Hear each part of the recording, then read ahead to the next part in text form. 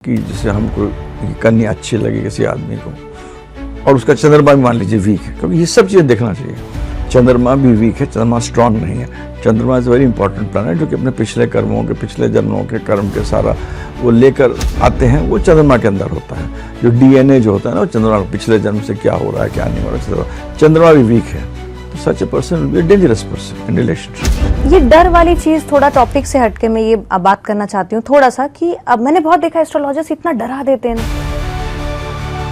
अब तो खत्म, अब तो कुछ नहीं बचा, मतलब इतना होपलेस हो जाते हैं लोग।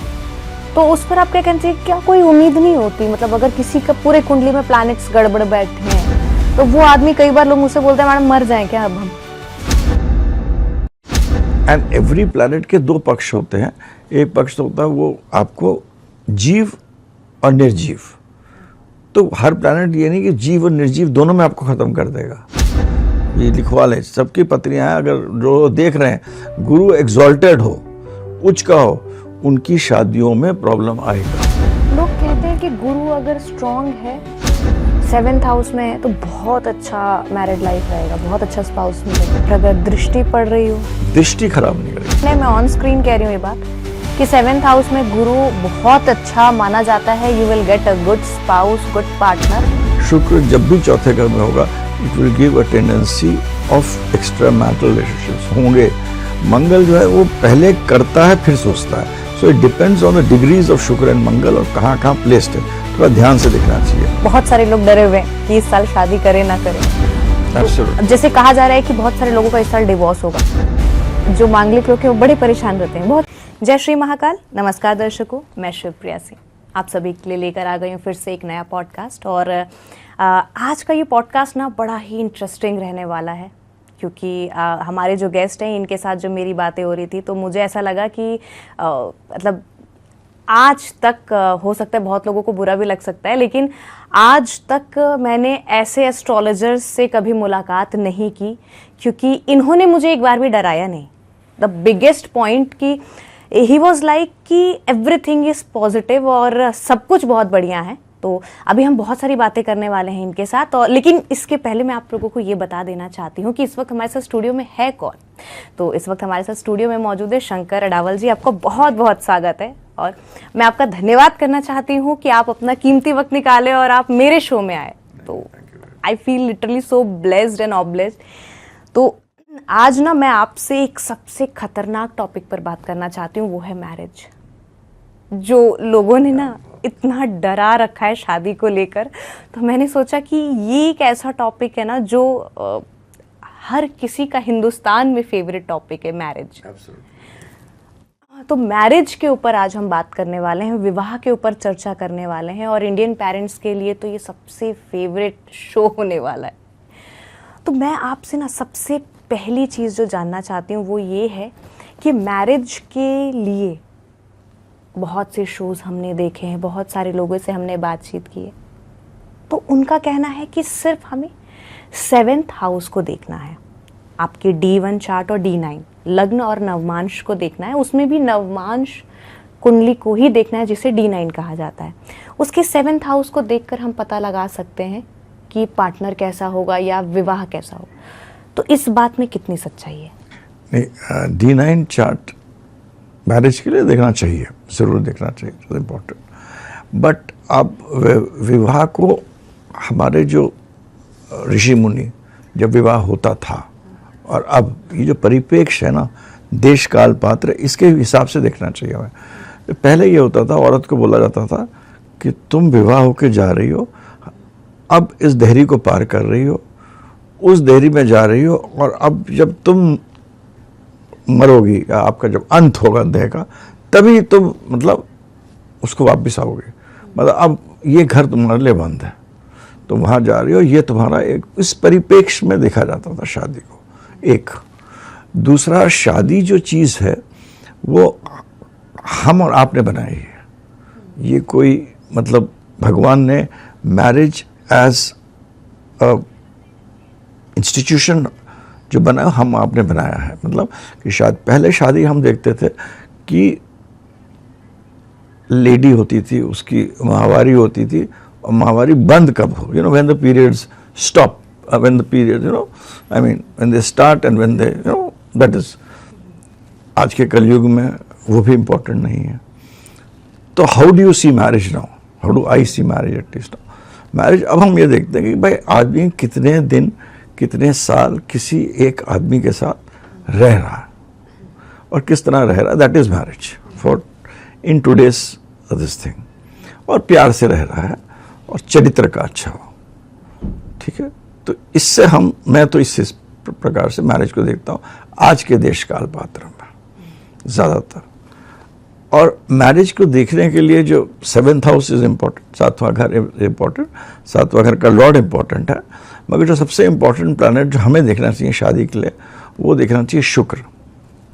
शुक्र कारक होता है मैरिज का, इम्पोर्टेंट. इस पर मैं एक डाउट है मेरा. कहा जाता है कि अगर कोई पुरुष है तो उसे शुक्र देखना चाहिए और कोई फीमेल है तो उसे अपना गुरु देखना चाहिए. तो शुक्र दोनों के लिए नहीं देखना है. इसमें भी इम्पोर्टेंट है. जो हमारे जैसे अब भृगु पूरे एस्ट्रोलॉजी के बहुत धाराएं हैं, पराशर है, जिबनी है, सूत्र एक है. तो शुक्र जो है वो कारक होता है आपके शुक्राणु के. शुक्राणु का कारक शुक्र होता है. तो शुक्र is the planet which governs marriage को या रिलेशनशिप को गवर्न करता है, या हमारे बीच में जो संबंध होता है एक औरत और आदमी के बीच में, वो गवर्न करता है. मगर शुक्र के अलावा जो उसको एक ब्लेसिंग देता है, गुरु जो है ब्लेस्ड प्लैनेट होता है. आदमी के अंदर कौन सी विचारधाराएं हैं, या मतलब उसका सोचने का तरीका कैसा है, कि उसके अंदर morality, let us what is the moral value of the institution. कि हम और आपकी शादी हुई है, लोग बड़ों के पैर छूते हैं, इतना हम करते हैं, विवाह में सब करते हैं, किस लिए करते हैं? क्योंकि उससे हम एक स्पिरिचुअल ओरिएंटेशन उसको देते हैं. और उसके अंदर जो बृहस्पति होता है तो वो ये कहता है कि आपके वैल्यू सिस्टम क्या है. आप अपने घर से अभी भी हिंदुस्तान में, खैर जो मैंने पहले बोला वो हो रहा है जैसे आगे बढ़ रहा है, but value systems are there, तो वो वैल्यू सिस्टम को आप कितना लेके चलेंगे वो गुरु देखता है. मगर अगर आप शुक्र को देखेंगे तो शुक्र को मंगल के परिप्रेक्ष्य में देखना चाहिए, शुक्र को राहु के परिप्रेक्ष्य में देखना चाहिए, शुक्र को बुध के साथ भी देखना चाहिए, शुक्र को चंद्रमा के साथ भी देखना चाहिए, शुक्र को सूर्य के साथ भी देखना चाहिए. For example let me explain it to you. किसी का शुक्र मंगल साथ में, लोग ये युति को जैसे देखते हैं कि वो घबरा जाते हैं एकदम. शुक्र मंगल साथ में मतलब भैया गए काम से, ऑब्सेस्ड या पागल घोषित. The person can. मगर ये देखिए अगर शुक्र मंगल कर्क में साथ में है, कर्क लग्न. कर्क मतलब कौन सा हाउस? कर्क मतलब आपका मून का घर हुआ, चंद्रमा का घर हुआ, एरीज, टॉरस, कैंसर जिसे कहते हैं इंग्लिश में. उसमें उसे मंगल नीच का होता है. ओके. उसमें शुक्र मंगल मान लीजिए साथ में. तो मंगल क्या है? एनर्जी का प्लैनेट है. It gives you energy.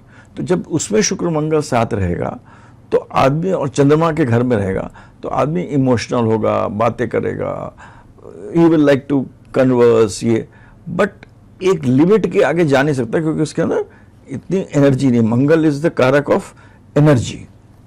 It gives the kind of energy जो करना चाहता है वो करूंगा मैं. ठीक है. तो in marriage, in relationships, that it will give a emotional orientation to that marriage. यही शुक्र मंगल, अगर मान लीजिए मंगल बहुत स्ट्रांग है, मतलब एग्जॉल्टेड है, कैप्रिकॉर्न में एग्जॉल्टेड होता है, मकर में एग्जॉल्टेड होता है, मंगल उच्च का होता है, ताकत होती है मंगल में. शनि भी वहाँ बैठा हुआ है, शुक्र शनि का दोस्त होता है. वहाँ पर जब होगा और मंगल स्ट्रांग होता है, and it will give a different orientation to Shukra मंगल.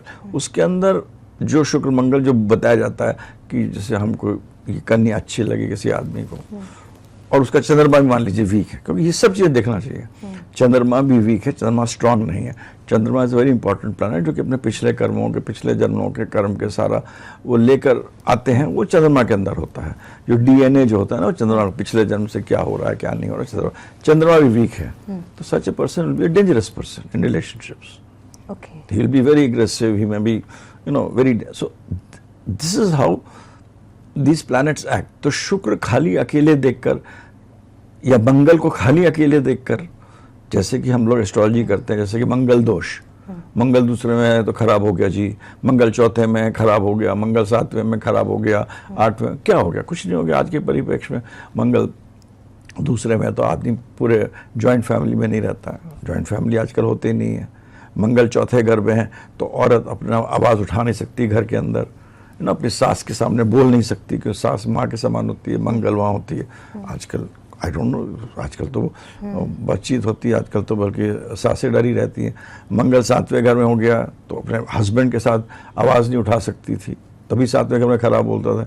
आठवें घर में हो गया तो हस्बैंड के जो परिवार के साथ ही she has to behave in a particular good way. Mangal आठवें घर में थोड़ा सा मतलब रैशनेस भी देता है, तो एक जगह है जो थोड़ा मंगल 12वें घर में है तो on bed she can't be active, तो वो अच्छा नहीं माना जाता था।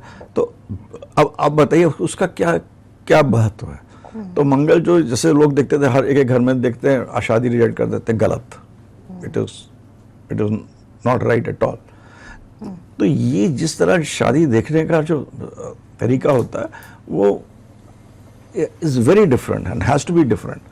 और आजकल के पंडित हैं डरा कर आदमी को, मतलब कि मंगल इसमें बैठे हैं। बिल्कुल तो बिल्कुल, मैं तो कहना चाहूंगी आपसे बात करके मुझे इतनी सुकून मतलब मिला है। ये डर वाली चीज थोड़ा टॉपिक से हटके मैं ये बात करना चाहती हूँ थोड़ा सा कि अब मैंने बहुत देखा एस्ट्रोलॉजर्स इतना डरा देते हैं ना, अब तो खत्म, अब तो कुछ नहीं बचा, मतलब इतना होपलेस हो जाते हैं लोग। तो उस पर आप क्या कहना चाहिए, क्या कोई उम्मीद नहीं होती? मतलब अगर किसी का पूरे कुंडली में प्लैनेट्स गड़बड़ बैठे हैं तो वो आदमी, कई बार लोग मुझसे बोलते हैं मैडम मर जाएं क्या अब हम, ऐसे विचार आ जाते हैं लोगों नहीं, अब वो क्या प्लैनेट्स को जैसे किसी ने वो किसी के अब आज की तारीख में छठा घर, 8वां घर, 12वां घर बहुत इंपॉर्टेंट है आजकल के देश काल से।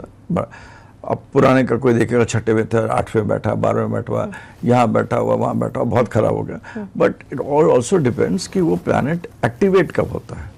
जब वो एक्टिवेट होगा तभी आपको वो रिजल्ट देगा, जब वो एक्टिवेट नहीं होगा तो नहीं रिजल्ट देगा। एंड एवरी प्लैनेट के दो पक्ष होते हैं, एक पक्ष तो होता है वो आपको जीव और निर्जीव। तो हर प्लैनेट ये नहीं कि जीव और निर्जीव दोनों में आपको खत्म कर देगा।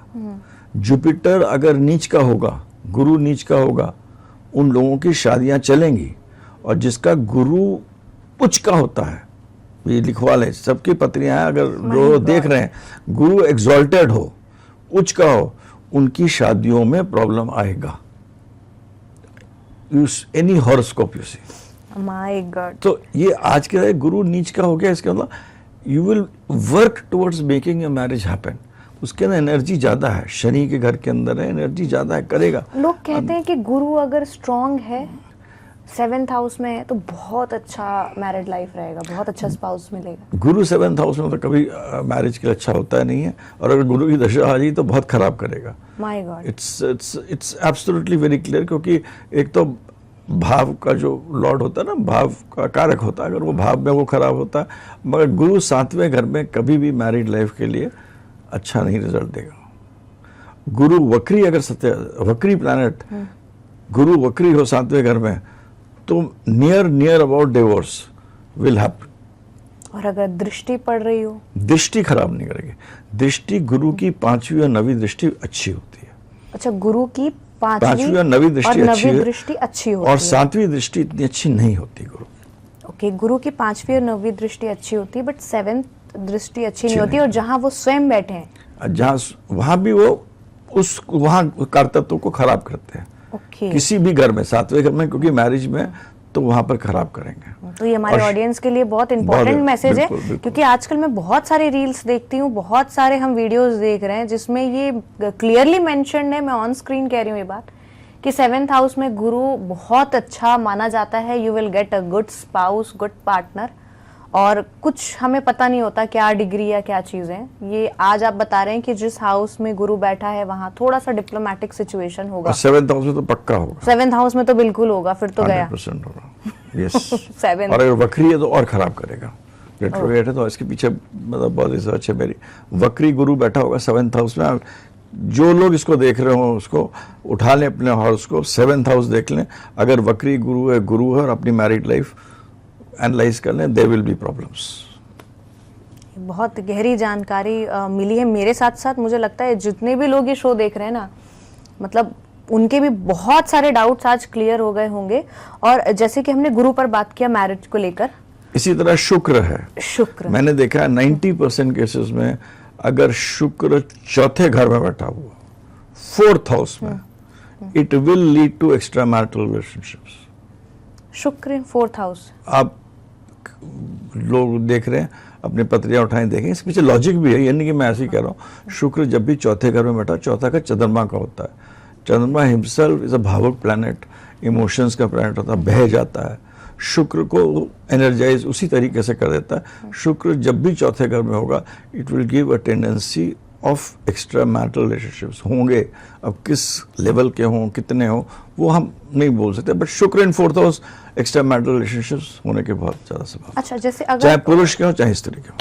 अच्छा, दोनों के लिए आप देखिए। और अगर कोई प्लैनेट उनके साथ बैठे हैं, शुक्र के साथ अगर कोई भी प्लैनेट बैठा है, या 2-4 प्लैनेट्स एक फोर्थ हाउस में ही और भी प्लैनेट्स बैठे हैं और शुक्र भी है, तो कुछ डिफरेंस चेंज हो जाएगा। Change, of course it will change. थोड़ा डिफरेंस। अगर शुक्र के साथ खाली राहु बैठ गया तो सोने पे सुहागा कर देगा, ठीक है।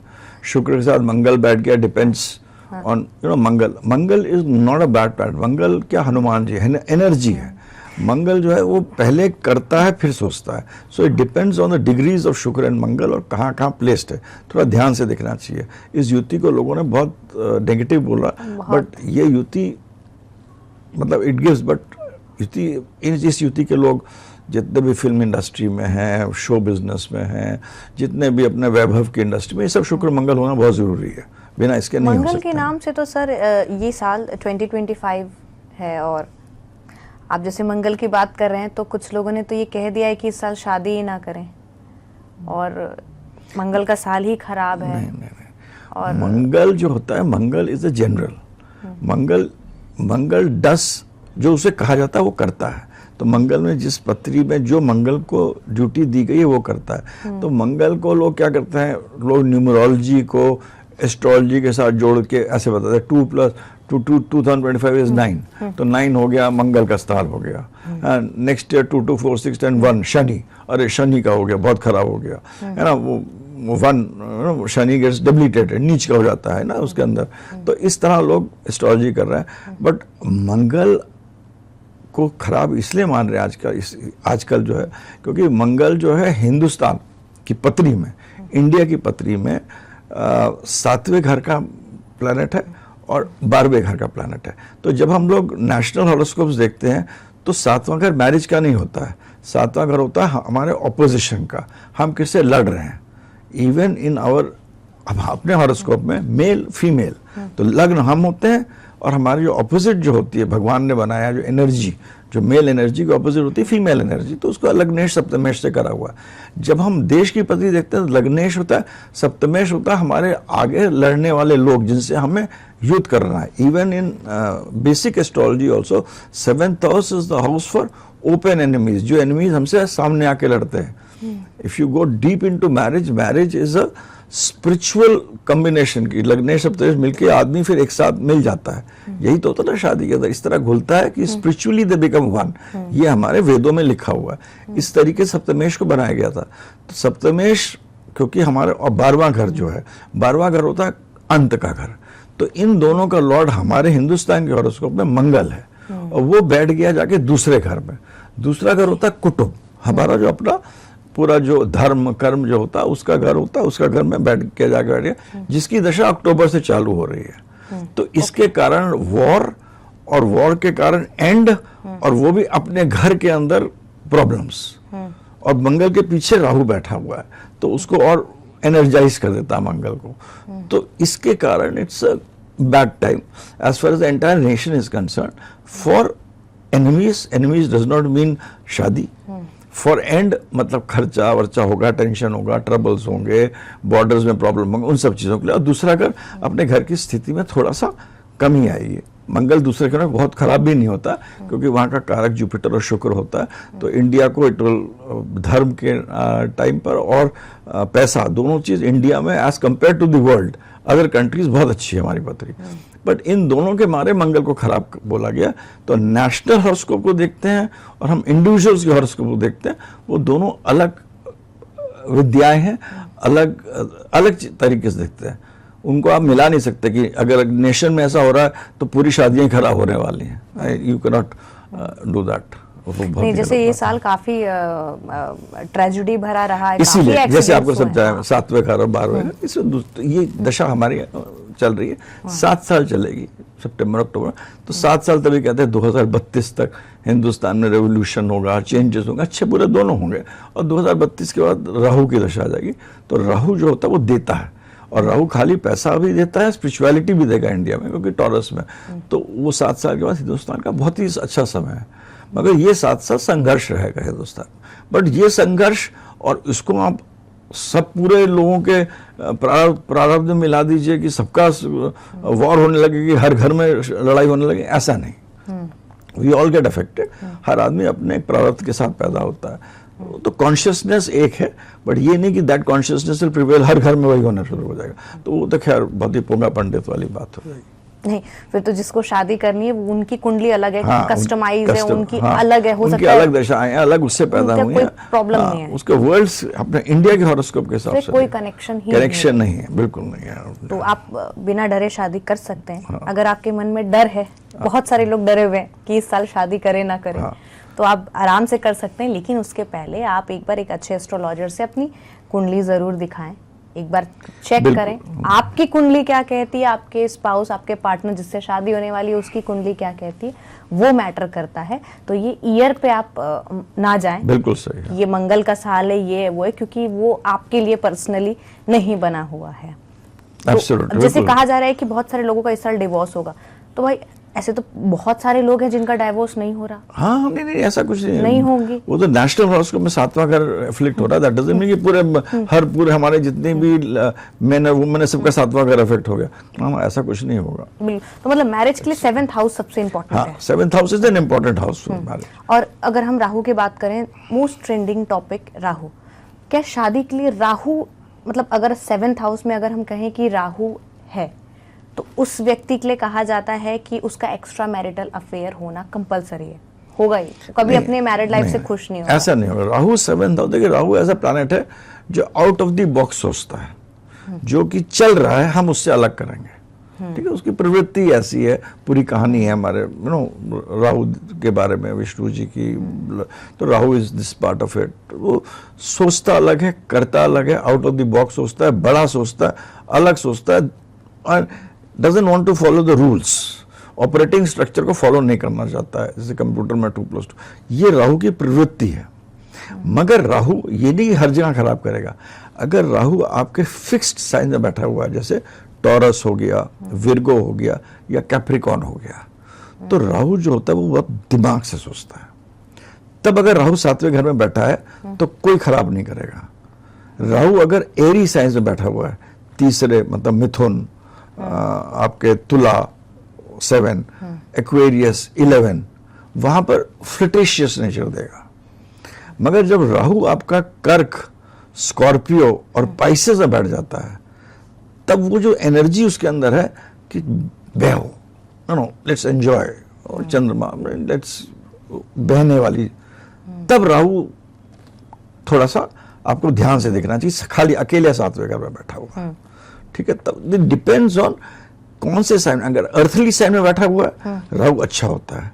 फायरी साइन में बैठा हो तो राहु एक्स्ट्रा मैटर नहीं करेगा, लड़ाई करेगा आपसे, आर्ग्यूमेंट्स करेगा, डिस्कशंस करेगा। यू नो दैट हस्बैंड, मतलब लड़ने वाला के पास भी है। नहीं, राहु जब फायरी साइन होगा तो इट विल से कि I want my point of view in a marriage, अपने औरत व्हाट जिसके घर में, कि मेरा पॉइंट ऑफ व्यू चलना चाहिए, because it is in a fiery sign, है ना। In an airy sign it will be, जैसे कि बहता है थोड़ा सा, कहेगा चलो यार आर्ग्यूमेंट नहीं करते, हम बाहर चल के किसी और लड़की के साथ बैठ के हम खाना खा लेते हैं। एरी साइन थिंकिंग। अर्थली साइन होगा खाली दिमाग, इट विल ओनली यूज दिमाग। और अगर उसको ये समझ में आता है कि institution of marriage is important, it will go out of the way, मतलब बाहर आगे तक जाएगा उसको मैरिज को प्रोटेक्ट करने के लिए। अगर अर्थली साइन में बैठा हुआ Taurus, Virgo, Capricorn. Watery sign जो होता है वो पोएटिक साइन है, बहने वाला साइन है, उसमें you have to be little careful. तो राहु अकेले ये नहीं कि मैरिज को खराब कर देगा 7वें घर में, डिपेंड्स ऑन कौन से साइन में बैठा हुआ है। तभी मैंने आपको इस तरह समझाया है।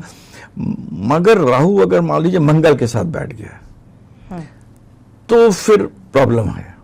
मंगल राहु के साथ बैठ गया तो अंगारक योग। Then it will has a greater tendency of extra marital relationships, और करेगा। एक्स्ट्रा मैरिटल अगर राहु और मंगल साथ में बैठे हैं तो कहते हैं अंगारक योग बनता है। हाँ। वो शॉर्ट टेम्पर्ड होते हैं बहुत ज्यादा, तो एक्स्ट्रा मैरिटल अफेयर इसमें कैसे? सातवें घर में, क्योंकि अच्छा 7th हाउस। हम सातवें घर की बात कर रहे हैं, 7th हाउस में, उसमें आपको एक्स्ट्रा मैरिटल का चांसेस देगा।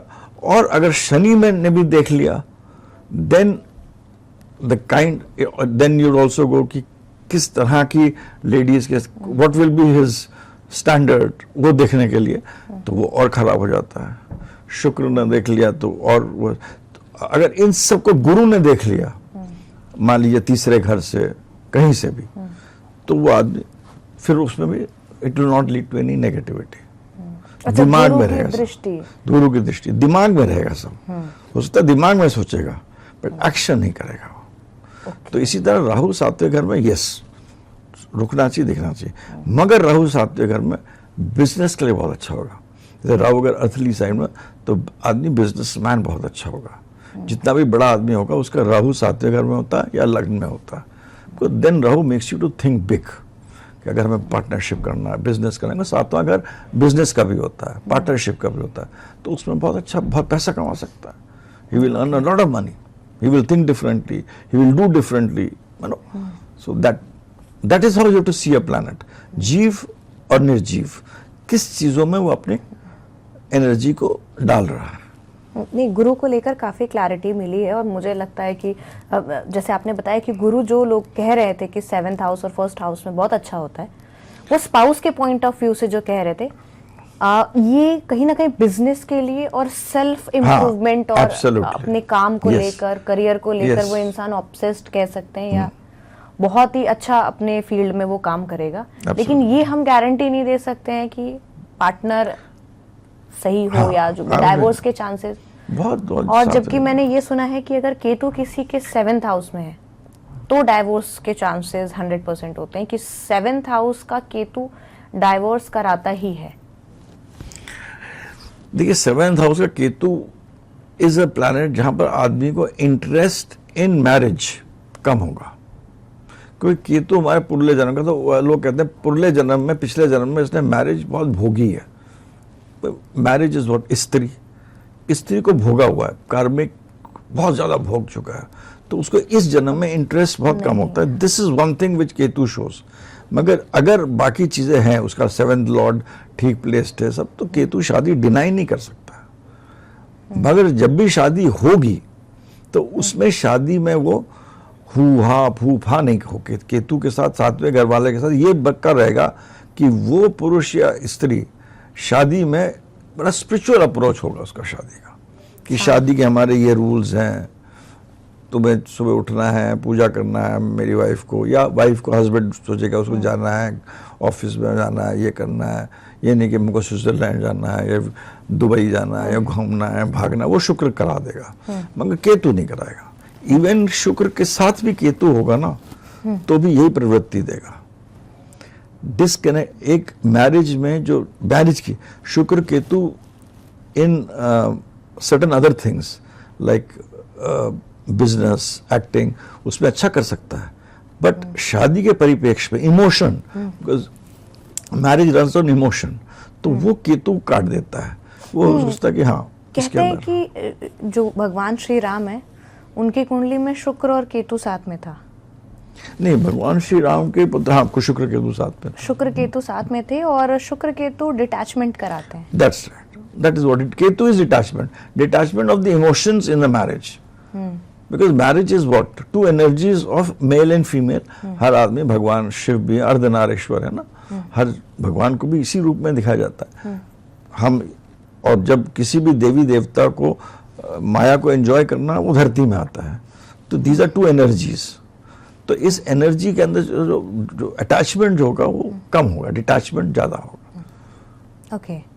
और शुक्र, जैसे शुक्र प्यार का कारक होता है, तो शुक्र से कहते हैं, शुक्र से काउंट करके हम 7th हाउस पे देखते हैं, तो हमें अपने स्पाउस के बिहेवियर के बारे में, उसके नेचर के बारे में, कैरेक्टरिस्टिक्स के बारे में हमें जानने को मिलता है। बिल्कुल, शुक्र जो है वो मतलब कारक है, तो हरदम एक एस्ट्रोलॉजी में प्रिंसिपल है कि जो जिस कारक से उससे भी 7वें घर में देखिए, तो शुक्र से 7वें घर में जो भी प्लैनेट्स प्लेस्ड हैं उनसे योग बनते हैं। Even the house will tell you an idea. अगर उसमें मान लो प्लैनेट्स नहीं भी हैं तो योग हरदम कैसे बनते हैं कि जहां भी दृष्टि होते हैं ना, तो लोग उन दृष्टियों को छोड़ देते हैं। उन दृष्टि के घर को भी देखिए, उसमें जो प्लैनेट्स हैं तो वो योग बनाते हैं। तो शुक्र से भी आपको 5वें 7वें 9वें ये अच्छे घर होते हैं। पहला 5वां 9वां घर हरदम अच्छा होता है। उनमें शुक्र के देखिए कौन कौन से प्लैनेट प्लेस्ड है और उनको एक साथ जोड़ के आपको पता लगेगा कि उस आदमी का प्यार के प्रति क्या मतलब। ये शुक्र is a very good energy, but शुक्र इज एन एनर्जी। शुक्राचार्य जो ऋषि थे, ही वाज अ मतलब ये नहीं है कि शुक्र इज अ नेगेटिव प्लैनेट। शुक्र अगर वेल प्लेस्ड है तो रिलेशनशिप मैरिज में it is one of the best planets. वो शुक्र को एफ्लिक्ट नहीं करना चाहिए, क्योंकि शुक्र के अगर आप स्टोरीज मैथोलॉजिकल स्टोरीज सुनिएगा, शुक्र के पास मृत संजीवनी की एक विद्या थी। तो इंद्र ने एक अपनी वाइफ अप्सरा या जो भी होती है भेजी थी उनके पास कि तुम जाओ और उनके साथ एक रिलेशनशिप कायम करो and try to get that मृत संजीवनी विद्या फ्रॉम हिम। तो जब शुक्राचार्य को पता लगा बाद में कि ये तो भाई स्पाई थी और मेरे पे प्यार का जाल बुन रही थी और ये सब कर रही थी, and you know he accepted her and she told also कि मैंने ऐसा करा, मेरे को इंद्र ने भेजा। तो शुक्राचार्य ने उसको सजा नहीं दी, उसके साथ शादी कर ली। तो शुक्राचार्य इज अ बिग ऋषि। ठीक है, दैत्यों को साथ गुरु के दैत्य के साथ बृहस्पति और गुरु दोनों साथ पढ़ते थे। बृहस्पति और शुक्र साथ पढ़ते थे, they are the same lineage और ऋषि ऑल्सो। तो शुक्र जब वेल प्लेस्ड होता है तो ये बहुत कुछ देता है। शुक्र प्रॉब्लम तब करता है जब ये नेगेटिव प्लैनेट्स के साथ प्लेस होता है। उस नेगेटिव प्लैनेट्स और प्लैनेट्स हु थिंक डिफरेंटली, सबसे ज्यादा तो राहु है। शुक्र के साथ राहु है, one should be little careful. शुक्र के साथ मंगल हो और शुक्र स्ट्रांग हो तो भी कोई प्रॉब्लम नहीं देगा, बल्कि शुक्र को इवॉल्व कर देता है। मंगल हाँ, इसको इन्वॉल्व कर, शुक्र एनर्जी मिल जाती है पॉजिटिव, इट इवॉल्व्स इट। शुक्र के साथ चंद्रमा हो तो अगर शुक्र स्ट्रांग है, चंद्रमा भी अच्छा है तो भी अच्छा करता है। तो भी रिलेशनशिप में क्या, it is a poetic relationship full of love. मगर अगर चंद्रमा वीक होता है तो चंद्रमा नेगेटिव हरकतें करता है, फिर he will try to cheat. Cheating का सबसे बड़ा प्लैनेट है चंद्रमा। शुक्र जब बुध के साथ होता है, बुध जो होता है मल्टीप्लिसिटी का प्लैनेट होता है, तो शुक्र बुध खाली खराब नहीं होंगे, मगर शुक्र बुध और चंद्रमा जब साथ होंगे तो चंद्रमा बेसिकली चीटिंग के लिए, चंद्रमा इज वेरी इंपॉर्टेंट। पूरी कहानी भी है, 27 वाइफ्स के साथ थे, रोहिणी के साथ। तो इट्स प्लैनेट जो चीटिंग का प्लैनेट है वो मून है। तो शुक्र के साथ जब भी चंद्रमा बुध हो तो मल्टीपल रिलेशनशिप के लिए शुक्र को, तो शुक्र by itself is not wrong, but शुक्र के साथ जब बाकी प्लैनेट्स की एनर्जी जो और होती है उनके साथ देखकर हमें देखना चाहिए, असर डाल देती है शुक्र के ऊपर। और मंगल होता है कि आपके अंदर जो बहुत स्ट्रांग है मंगल, तो जो आपकी वैल्यू सिस्टम है वो खराब नहीं होंगे जब मंगल। इसीलिए मंगल जब भी मैं तो कहता हूँ जब भी कोई लेडी हॉरोस्कोप देखती है, अपने हस्बैंड का देखना तो मंगल देखो, अपने ऑपोजिट सेक्स का मंगल। आदमी का मंगल कैसा है, अगर उसका मंगल स्ट्रांग है तो हिज वैल्यू सिस्टम जो है general, then his value system is strong. तो ही विल नॉट, वो मैरिड लाइफ अच्छी चलेगी, खराब नहीं चलेगी, contrary to what people think. Only thing ये कि मंगल स्ट्रांग होगा तो हो सकता है आदमी थोड़ा ओवर बियरिंग हो, थोड़ा सा यू नो एग्रेसिव हो, बहुत ज्यादा एग्रेसिव भी नहीं हो, he would like a certain pattern in life, but extra marital नहीं देगा। मगर जब मंगल वीक होता है तो वो ऐसा मंगल होता है कि आपको एक सोल्जर को आपने 10 औरतों के बीच में बैठा दिया तो फिर ही इज इन प्रॉब्लम्स। ठीक है, ये तो मैं बिल्कुल समझ गई। और एक क्यूरियोसिटी मेरे मन में आ रही है कि ये अब हम कैसे पहचाने कि मंगल स्ट्रांग है या वीक है। मंगल जो है, जो मंगल अगेन अपने घर में कैप्रिकॉर्न में तो स्ट्रांग होता ही है। नीच का मंगल अच्छा नहीं होता, कर्क का मंगल, अच्छा कर्क का मंगल अच्छा नहीं होगा। जिस औरतों का जिसके के आदमी का मंगल कर्क का है और उसके साथ गुरु की दृष्टि नहीं है, या मंगल शनि के साथ है, मंगल राहु के साथ है, मंगल शुक्र और स्ट्रांग नहीं है, तो then that person will have tendencies of value system, जो उसके सिस्टम्स वैल्यू सिस्टम होंगे, जो उसके आदर्श होंगे, या जो भी वो जिसे मोस्टली गुरु के साथ लिंक अप किया जाता है।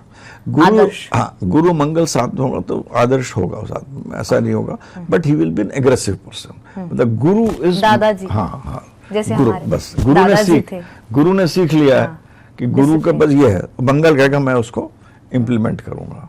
मतलब मेरे दादाजी का कैरेक्टर है, कैरेक्टर, 4 बजे उठना है, मतलब 4 बजे उठना ही है, बिल्कुल 5 मिनट का टाइम मिलेगा बस। This is what Guru Mangal does, but he will not be a very, आजकल के पर गुरु मंगल होगा तो आप सोचो कि वो बहुत लेडी को घुमाने ले जाए, पिक्चर ले जाए, वो नहीं करेगा। वो शुक्र चंद्रमा वाला हो गया, अगर चंद्रमा अच्छा है, चंद्रमा अच्छा है तो करेगा। So you have to see, so no planet is bad, no planet is good, that is how you have to see। और हॉरोस्कोप को आजकल जो लोग मिलाते हैं ना, खाली मंगल मिला लेते हैं या गुण मिला लेते हैं, that is nothing, that is a farce। आप एक हॉरोस्कोप देखिए, एक आदमी का देखिए, उसकी लॉन्जिविटी कितनी है, उसका प्रोफेशन देखिए, उसका कैरेक्टर देखिए, उसका मतलब व्यवहार देखिए, उसके बच्चे पैदा करने की शक्ति है कि नहीं वो देखिए। अगर ये 4-5 चीजें किसी आदमी के अंदर हैं तो he is good husband material ना, he is a good man. तो ऐसे हॉरोस्कोप को देखना चाहिए। ये जो आजकल चला कि खाली मंगली है तो शादी नहीं करेंगे, this is a very wrong way, and it आजकल के उसमें तो बिल्कुल ही है ही नहीं, क्योंकि अब योनि दोष हो गया, या अपने पहले सब होता था कि अपने लीनेज थी, उसी लीनेज के लोगों में शादी नहीं करते थे। अब किसी को पता है क्या लीनेज से आ रहा है, अब तो इतने सारे लव मैरिजेस हो गए, सब हो गए।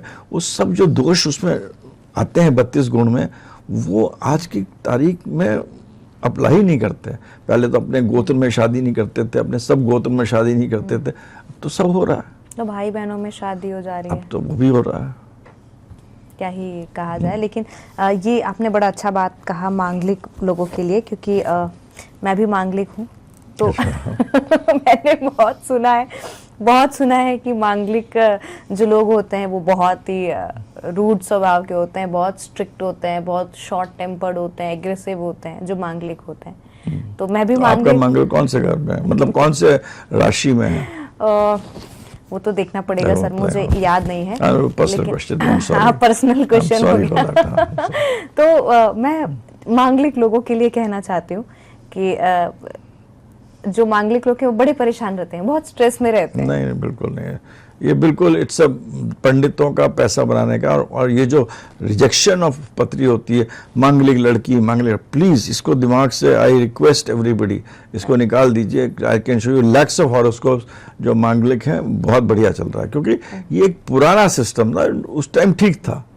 अब आज की तारीख में, आज के परिप्रेक्ष्य में कोई मतलब। मैं सर लिख कर दे रही हूँ, जितने लोग जब ये सबको पता है कि जब इंसान स्ट्रेस में होता है, परेशान होता है, दुखी होता है, तभी वो एस्ट्रोलॉजी और इन सब चीज़ों के बारे में जानना ज़्यादा पसंद करता है। बहुत कम केसेस ऐसे होते हैं जो खुश हैं और अपनी कुंडली देखना चाहते। लोग इतना डर जाते हैं जब शोज देखते हैं और जब बातें करते हैं। मैं ये चीज़ गारंटी के साथ कह सकती हूँ, ये शो देखने के बाद लोग ना बड़े सुकून से बोलेंगे भाई आज एक कप चाय लाओ, चाय पियेंगे। मैं तो खुशी मैं चाह रही हूँ कि लोग ये पॉडकास्ट देखकर ना बोले भाई इसी साल हमें शादी करनी है। और मतलब बड़ा हैप्पीली शो है ये हमारा आज का। मुझे भी बड़ा अच्छा लग रहा है आपसे बात करके कि मांगलिक जो लोग हैं वो इतने बुरे नहीं होते हैं जितना लोग सोचते हैं। नहीं, होते ही नहीं बुरे आजकल के परिवेश। बस ये थोड़े एम्बिशियस ज्यादा होते हैं। हाँ, डिपेंड्स होता है कहाँ पर मंगल, उसके हिसाब से। हाँ, और ऐसा नहीं है कि शादी नहीं कर सकते, उसके तो कुछ प्रोटोकॉल्स भी आई थिंक। पहले पेड़ से शादी करना होता है, वो तो ऐसा, वो उससे क्या हो गया कि भाई वो मतलब वो करके, आजकल वो मंगल का है कि मंगल 8वें घर में हो तो कहते हैं औरत विधवा हो जाएगी। तो पहले पेड़ से शादी कर दी, तो पेड़ को काट दिया तो विधवा हो गई। तो फिर दूसरा बहुत सारे लॉजिक्स हैं उसके पीछे। लेकिन मेरे ख्याल से सर ऐसा होता था कि उस टाइम पे जो कल्चर होता था, जो लाइफस्टाइल था कि फीमेल हाउस होल्ड एक्टिविटीज में इन्वॉल्व है, ये वर्किंग मेल है, बट आज के टाइम पे फीमेल्स भी वो काम कर रही हैं एंड मेल्स बहुत अच्छा खाना बनाते हैं। मेरे पिताजी से अच्छा खाना कोई बना ही नहीं सकता। आजकल तो शेफ, सबसे ज्यादा शेफ्स मेल्स हैं। बहुत। तो प्लैनेट का आई थिंक अभी difference you have to analyse it differently. आजकल आप पहले तो वाइफ तो हस्बैंड के सामने बोल ही नहीं सकती थी, बिल्कुल। तो कहते थे मंगल सातवें घर में होना नहीं चाहिए औरत के। तो अब तो भाई इट्स हर मतलब any from the lower class to the highest class अपना पॉइंट ऑफ व्यू तो वाइफ रखती ही है। हाँ बिल्कुल, ये चीज़ है। तो काफ़ी चेंजेस आ गए मैरिज को लेकर। और एक सबसे इम्पॉर्टेंट प्लैनेट है वो है शनि। कहते हैं कि शनि केतु अगर आपके 5th हाउस में या 7th हाउस में है तो उस इंसान को कभी सच्चा प्यार नहीं मिलता और उसकी शादी बहुत लेट होती है। मतलब शनि एक ऐसा प्लैनेट है जो अगर 7th हाउस में है और 5th हाउस में है तो आपका मैरिज बहुत डिले होगा। बोलते हैं कि हो सकता है कई बार लोगों की शादी ही नहीं होती। नहीं, शनि डिले करता है यस, बट डिनाई नहीं करता। Okay, be very clear on this. Shani will delay but not deny. Shani in 7th house delay marriage को डिले कर सकता है अगर वो अपने घर का नहीं है, ठीक है ना। अगर अपने घर में ही बैठा हो तो वो भी नहीं करेगा। और शनि इन 5th house is not good for love affairs and not good for बच्चा थोड़ा देर में होगा, शादी से कोई मतलब नहीं। अच्छा, शादी से शनि का 5th हाउस में, शनि 5th हाउस में कोई मतलब नहीं। और 7th हाउस में 7th हाउस में डिले करेगा, ओके, डिनाई नहीं करेगा। और कहते हैं शनि और केतु साथ में बैठ के 7th हाउस में इट्स प्रॉब्लम। हाँ, तो मैरिज को लेकर इशू होता है, चाहे वो अच्छे पोजीशन में हो या खराब कोई पोजीशन में। पोजीशन में शनि केतु साथ में बैठ जाए तो फिर प्रॉब्लम। 7th हाउस मैरिज को लेकर इशू। इट विल मतलब शनि केतु के लिए कोई डिग्री और Shani Ketu degree because Ketu itself होता है कि हमें नहीं करना है। Shani is also not a planet interested in marriage. Shani is a कारक ऑफ प्रोफेशन। प्रोफेशन और प्रोफेशन से क्या मिलता है, तो शनि जिनके 7वें घर में होता है they will be good politicians, good businessman, good in partnerships, good in dealings. बड़े बड़े लोग बहुत। शनि वाला 7वें घर में होगा, मगर वो मैरिज के तो नीरस होता है, उसको ज्यादा वो नहीं होता। उसके साथ केतु भी बैठ जाए ना साथ में तो नींद पे करेला। हाँ, केतु जो होता है as far as marriage is concern उसको इंटरेस्ट ही नहीं होता in this emotions. But again Shani Ketu in 7 makes millionaires, billionaires.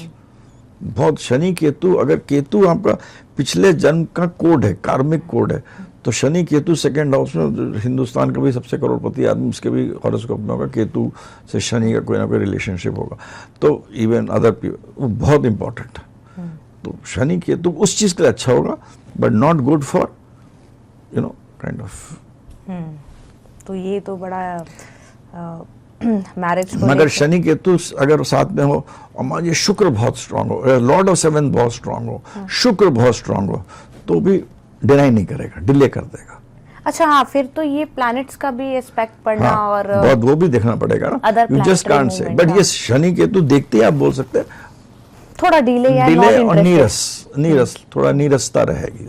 वैवाहिक जिंदगी में थोड़ा नीरसता रहेगी कि भाई चलो तुम अपना काम करो, हम अपना काम कर रहे हैं। उसमें कहीं एक्स्ट्रा मैरिटल अफेयर को नहीं, शनि केतु में extra marital, okay, Ketu extra marital affair में डजंट बिलीव, उसको इंटरेस्ट ही नहीं है तो extra marital. Extra marital affair तो जब देखा मंगल, राहु, बुध, शुक्र के साथ जब कुछ ना कुछ कॉम्बिनेशन बनेगा और चंद्रमा साथ में कहीं ना कहीं से आ जाएगा, then it will give extra marital affairs and cheating. मतलब चंद्रमा बहुत प्लैनेट है, बहुत important planet. Naughty emotions and naughty emotions है ना, इमोशंस आपके बहुत स्ट्रांग है तो कुछ नहीं करेगा। जहाँ इमोशंस आपके वीक है, बह गए तो बह के कहते ना हम तो बह गए भाई क्या करें, बह गए। नहीं सही में, मतलब चंद्रमा को थोड़ा ठीक करिए। और इसकी रेमेडी भी होती है, कहते हैं शिव जी को कच्चा दूध चढ़ाइए, जल चढ़ाइए, और भोलेनाथ तो 1 लोटा जल से मान जाते हैं। शिव जी भाई चंद्रमा के अधिपति हैं, मगर लोटा जल चढ़ाइए, उससे अच्छा तो आप ध्यान करिए कि अच्छी तरह उसको करिए।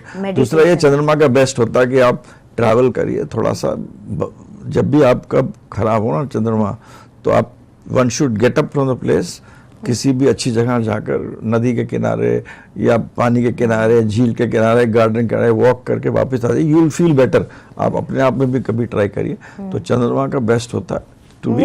ये मेरे साथ अक्सर हुआ है कि जब भी मुझे स्ट्रेस होता है, टेंशन होता है, आप ट्रैवल करके कहीं चले जाओ, थोड़ी चलो, भारी चले जाओ, कहते हैं टेंशन होता है चलो घूम के आ जाते हैं, बाहर वॉक करके आ जाते हैं। तभी ऋषिकेश के घाट पे बैठ के इतना बहुत अच्छा लगता है। तो दैट इज रेमेडी ऑफ चंद्रमा। What is the short term remedy? Long term remedies चंद्रमा की हैं बहुत सारी। Meditation is the best remedy.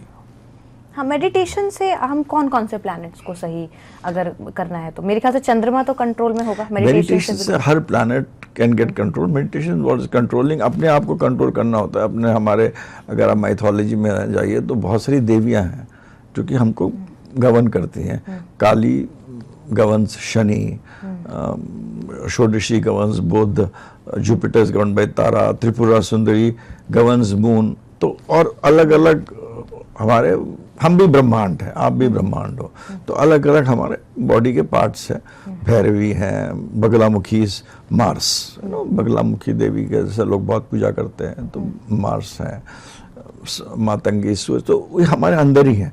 जब मेडिटेट करते हैं तो then some part of that जो आपका वीक पार्ट है दैट गेट्स स्ट्रेंथेंड, तो that particular planet gets strengthened. और मेडिटेशन मतलब ये नहीं होता कि आप कोई पर्टिकुलर मंत्र पढ़िए, वो सब हैं, देयर आर विद्यास, but meditation just sit down, relax, 15 minutes सब करिए, that is the best thing. Meditation, walk, fasting, planting trees, these are 5-6 things जो कि आप खाना देना, जितना आप दोगे उतना मिलेगा, क्योंकि शुक्र भी 12वें घर में ही उचका होता है। तो लक्ष्मी जी भी कहता है तुम जितना दोगी उतना मैं आऊँगी। फिर उसको रखता कुबेर है, मतलब उनको चंचल होती है ना, तो वो तो इस तरह मतलब you have to see in एक there are practical approach in which you can do all this. अब हर आदमी तो वो सब चीज़ें नहीं कर सकता जो कि हमारे वेदों में लिखी हुई है और जो पूरे विधि विधान से करे, कोई नहीं कर सकता, I am sure about it. और ना आपने बोल दिया, आजकल लोग आते हैं लाखों रुपए दे जाते हैं, पंडित जी कर दीजिए, हाउ कैन इट हैपन? आपका energy cannot be traveled. I mean, your energy is your own energy. अपने एनर्जी को ठीक करना अपने आप करिए उसको। So that जैसे आपने दान की भी बात करी तो कहा जाता है जैसे राहु और केतु, मैं राहु केतु की अगर बात करूँ तो पास्ट लाइफ कर्मा से कनेक्टेड है। जिस घर में भी राहु और केतु बैठे होते हैं, कहा जाता है कि पास्ट लाइफ से आपके वो कनेक्टेड है।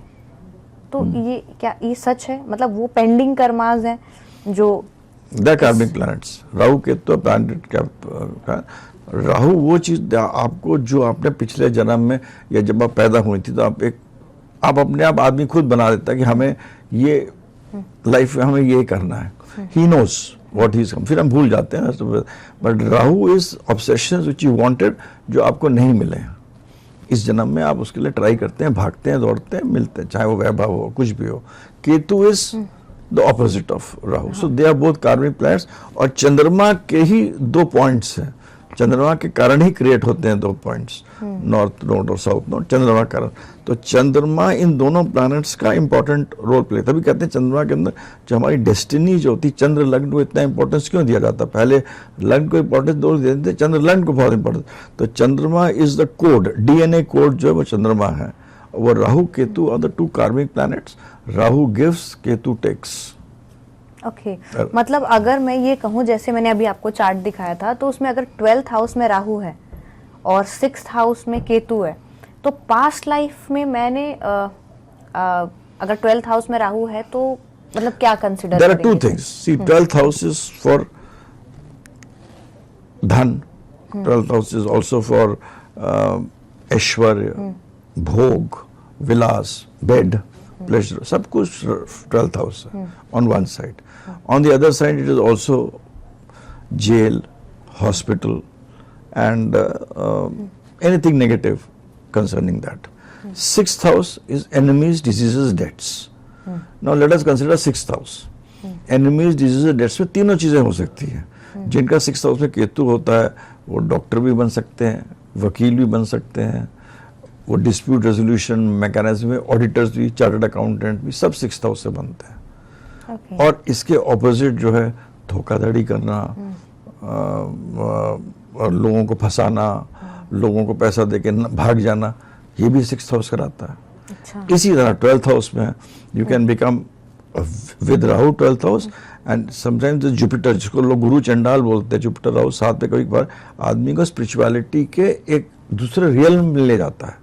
राहु और जुपिटर कहा जब बल्कि तो गुरु चांडाल योग, गुरु चंडाल में अगर 12वें घर में यही गुरु चंडाल योग, राहु की दशा आ गई या जुपिटर की दशा आ गई, और अगर राहु जो है वो मतलब आगे है और गुरु पीछे है, डिग्रीज अच्छा, में, हाँ, डिग्रीज में। तो किसका एनर्जी से it can take you to एक दूसरे ही वर्ल्ड के, because 12th house is the other world, परा वर्ल्ड, जो हमसे आपको बहुत बड़ा स्पिरिचुअल गुरु बना सकता है।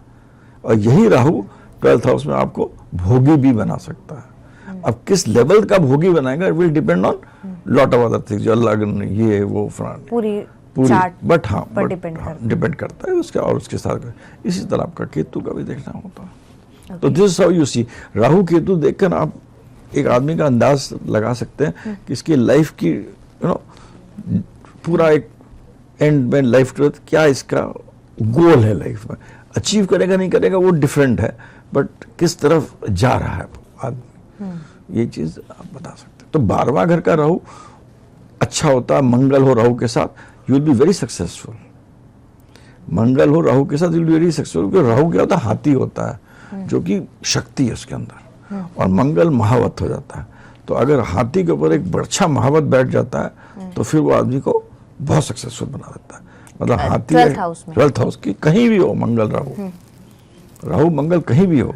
मैं कुछ ऐसे लोगों को जानती हूँ जिनके लग्न में राहु और मंगल अंगारक योग बना हुआ है, and they are highly short tempered, मतलब वो वो एम्बिशियस हैं, बहुत सक्सेसफुल लोग हैं, वो बहुत पैसा है उनके पास, लेकिन ना उनके साथ 10 मिनट में बैठ नहीं पाती, टेम्पर बहुत है। हाँ, मतलब ऐसा मेरे को प्रेशर होने लग जाता है कई बार। They will have this energy. वो बहुत अच्छे स्वभाव के लोग हैं, उनका स्वभाव भी बहुत अच्छा है, सब कुछ बहुत अच्छा है, सक्सेसफुल भी है, ज्ञानी भी बहुत होते हैं, बहुत, मतलब they have so much of knowledge, full of knowledge, और आप उनसे किसी भी टॉपिक पर बात करिए वो आपको इतना अच्छा नॉलेज ज्ञान देंगे ना, मतलब बिल्कुल। लेकिन वो इतना एग्रेशन होता है ना पर्सनालिटी में ही, कि दोनों ही प्लैनेट्स एग्रेशन। वही आपने जैसे लोग वैसे आपने बोला मंगल राहु दे वेरी गुड, लोग ज्यादातर लोग कहते हैं मंगल राहु अरे बाप रे बाप बहुत खराब है, ये तो आप गए काम से, which is not truth, which is not correct. तो you have to see how the planets are placed and how basic horoscope is. जी, तो अभी कोई और क्वेश्चंस आपके मन में आ रहा है या मैं वाइंड अप कर दूं, क्योंकि मेरे हिसाब से कंप्लीट हो गया, मेरे जो माइंड में जितने थे आए, काफी हमने काफी कर लिया मेरे ख्याल से, एक सब कवर कर लिया। हाँ, बहुत पता ही नहीं चला आपके साथ, मेरे को पता ही नहीं चला कि इतना टाइम हो गया। हाँ, वही काफी और इसमें कोई भी कट नहीं है। हाँ, कट भी नहीं है, इसमें ये वन टेक शॉट था सारा। तो और कुछ बस बात है, मतलब छोटे छोटे में ऐसे कुछ रेमेडीज या ऐसे चिटर पुटर 1 मिनट वाले, ठीक है ना? हाँ, ठीक है सर। अभी तो हमने जैसे बात कर लिया इन सब चीज़ों के ऊपर, और थोड़े बहुत मैं चाहती हूँ कि रेमेडीज़ वगैरह आप मतलब हमें बताएं कुछ चीज़ों के लिए, जैसे जैसे अगर मैं ये कहना चाहती हूँ कि अगर मुझे अच्छा हस्बैंड चाहिए तो मैं उसके लिए क्या कर सकती हूँ? जैसे लोग 16 सोमवार कहते हैं, तो क्या 16 सोमवार करना ज़्यादा इम्पोर्टेंट है या गुरुवार का व्रत रखना? क्योंकि ये दोनों चीज़ों के ऊपर काफ़ी डिपेंड करता है। अगर आपका मतलब आपको देखिए 16 सोमवार के लिए अच्छा हस्बैंड आपको अच्छे, मतलब सोमवार शिव जी का जो है ना रूप, तो शिव जी दोनों चीज है, half part of it is beautiful, lower part of it is the other world, सब चीज धारण करते हैं। तो अगर अच्छा स्वभाव का व्यक्ति चाहिए आपको, जिसका स्वभाव अच्छा हो, उसके लिए 16 सोमवार अच्छा है, ठीक है। और अगर आपको एक ऑलराउंड पर्सनालिटी चाहिए, देन इट इज थर्सडे, गुरुवार। सो that is how you differentiate. और जैसे मंगल है, जिसका मंगल वीक है वो जमीन पे चले, क्योंकि मंगल है धरती पुत्र, तो small things you do, Mangal है जमीन पे चलो। मेरे हिसाब से नॉन वेज अपने नॉन वेज नहीं खाना चाहिए, क्योंकि it spoils your Mars, because fear है, animal is cut, it dies under fear. उस फियर की जो एनर्जी वो आप भी अंदर अपना ग्रहण कर रहे हैं। So you should not be taking non veg. व्रत रखना बहुत अच्छा है, संतुलन करता है चीजों की। पेड़ लगाना बहुत अच्छा है, प्लैनेट के लिए, मर्करी के लिए बहुत अच्छा है, it's a very good thing. किसी भी आप कभी भी कोई भी चीज जानवर को बचाकर, लोग बहुत छोटी सी है ये, हालांकि लाल किताब की है, मछलियां जो मर रही हैं, लोग कट रही हैं, उनको आप खरीद लीजिए बिफोर दे कट, वापस छोड़ दीजिए पानी में, you saved life. So these are kriyaman karma, छोटे छोटे कर्म होते हैं जो कि एकदम इसी जन्म में आपको उसके फायदे मिलते हैं। तो रेमेडीज में एक पूरी किताब है, मैंने भी लिखी हुई रेमेडीज की किताब, जहां पर कुछ कर्मों के आपको वो जो फल मिलते हैं इसी कर्म में मिल जाते हैं, उसे क्रियामान कर्म बोलते हैं। वो चीज़ें आप करो तो you will be able to better your life in a lot of things. मतलब ये तो फीमेल के लोग, अगर कोई जो मेल है वो भी सोच रहे होंगे, इतने देर से अपना वेट कर रहे होंगे कि हमारी बारी कब आएगी, वो अगर एक बहुत ही अच्छी सुंदर सुशील महिला चाहते हैं अपने जिंदगी में, तो वो किस दिन अपना पूजा पाठ करें, व्रत रखें? नहीं, मेल के लिए भी it is again Monday only, Okay. But it is Monday is again important, but males के लिए generally the planet which will help male people in overall is Kali Maa and Bhairav. कि काली माँ जो होती है ना, वो काली को उसको उस रूप में मत देखिए, काली में काली मतलब आपका नेगेटिव को हटाती है, Okay. And Bhairav is the शक्ति फॉर प्रोफेशन। तो ये दोनों जो देवी देवताएं हैं, ये इनकी अगर कोई भी मेल पूजा करेगा, it will give positive benefits. Okay, मतलब वही शिव जी और पार्वती के जी के ही रूप हैं दोनों। रूप है, हाँ। तो वही हाँ, 16 सोमवार हाँ, लड़के भी कर सकते हैं। You will also get a good wife and you will have a happy married life. Because पहले तो ये होता था औरतें ही करती थी, अब तो आदमी लोगों को कहीं नहीं जाता, because everything had to be done by woman. But बड़ा हैप्पी पॉडकास्ट रहा आपके साथ, सच में बात Thank मुझे you लगता है very ऑडियंस भी हमारे बहुत खुश हो गए होंगे और बड़े सुकून के साथ चाय पकौड़े के साथ मजा लेते हुए शो देख रहे होंगे।